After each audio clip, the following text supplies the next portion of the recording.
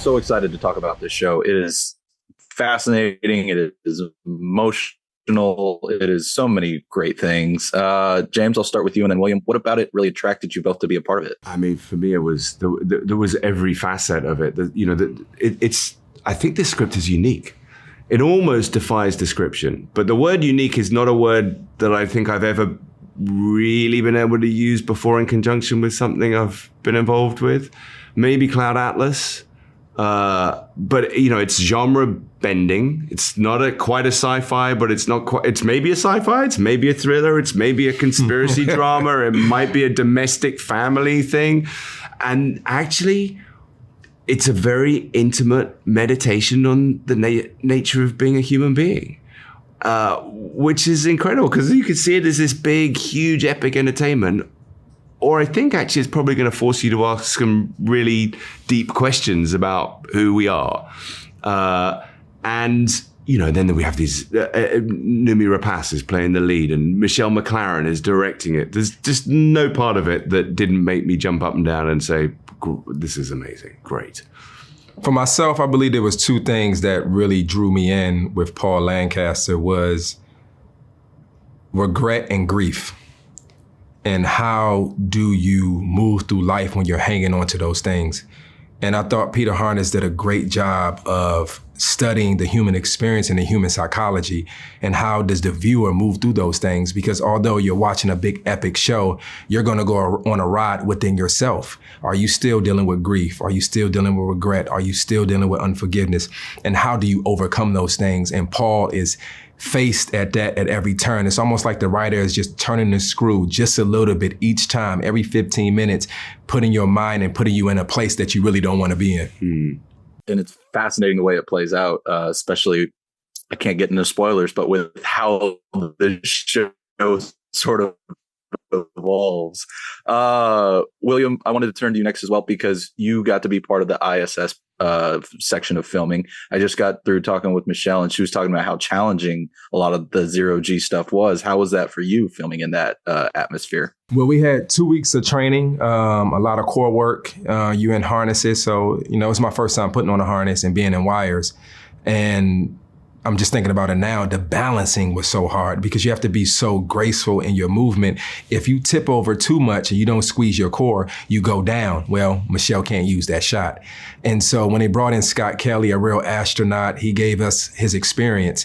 And he would tell me all the time, Will, just make sure you're graceful. Less is more, less is more, less is more. And so not only did I use that for the physical work, I used that also for Paul's character, that less is more, less is more.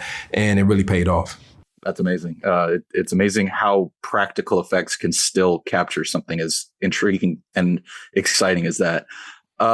James, I wanted to turn back to you. You go through quite an evolution throughout this show as you deal with changing events. I'm trying so hard with my wording here, but what is it like for you balancing, these very two different sides of this character as the show progresses, especially with its non-linear storytelling? I mean, for me, it was wonderful, and it actually sort of reflected a little bit of how I feel life works inside my head.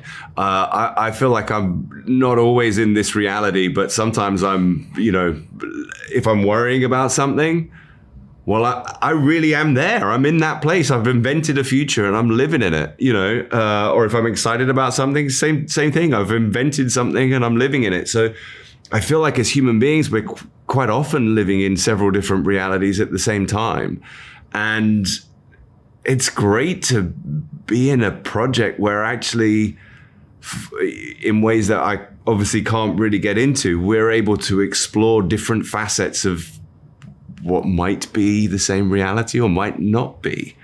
Again, it's such a tightrope of having to walk, but you do it so well.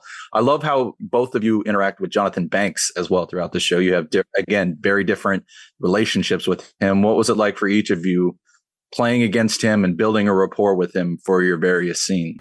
Well, Jonathan Banks is a legend. I mean, he's a historic treasure to work with. He's so giving, he's so graceful, and he brings it in what a joy to work with. And for Paul's thing, Paul looks up to Henry. He wants to be Henry. He's Henry's replacement in a way.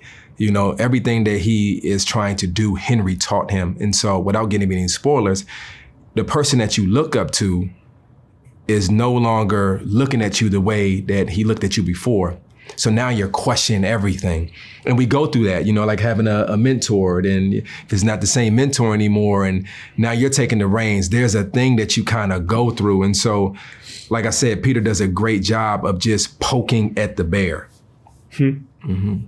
I love it. And I mean, like you say, Jonathan is a treasure. And I think this is another great installment in his filmography, as much as both of yours, though. You both are incredible in this show. I can't wait for people to see it. So thank you so much for taking the time, guys. I greatly appreciate it. Thanks, Grant. Thank you, man.